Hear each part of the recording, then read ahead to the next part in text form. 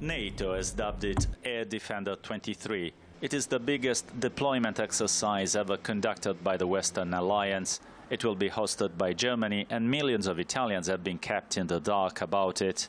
The two-week military drill, which involves up to 250 aircraft and 10,000 soldiers from 25 countries, comes as fighting escalates in Ukraine, with former NATO chief Blair Rasmussen warning that NATO members may send troops in the war-torn country. I am afraid the exercise, which begins today, will only add fuel to the fire at international level.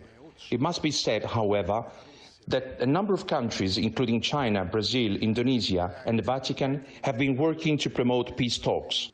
NATO's Air Defender 23 exercise began on Monday with an air show in Wunstorf in northern Germany. In the coming days, participants will also train in crisis situations over other flight zones, including a small strip of southern Germany, about 40 minutes away from Italy's border. The Italian mainstream media have chosen not to follow up the story.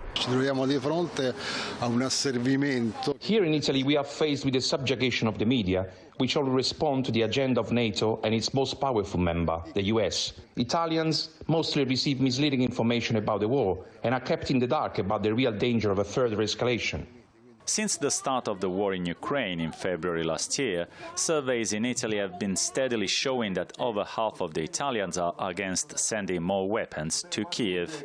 I'm speechless. I'm afraid we have lost our way. I didn't know anything about this exercise in Germany. It feels like this world is no longer a safe place for us. It's awful.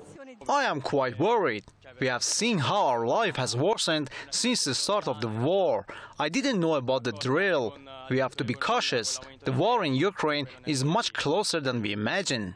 About 3 weeks ago, Italy's defense minister Guido Crosetto announced Rome will deploy some 3,400 of its troops to the NATO's eastern flank by the end of this year, in addition to about 600 land vehicles and materials, 5 naval units and about 30 air assets.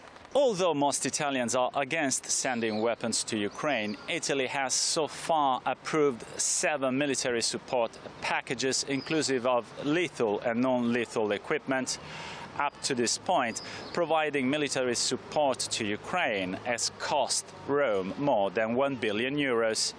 Max Civilli, PressTV, Rome.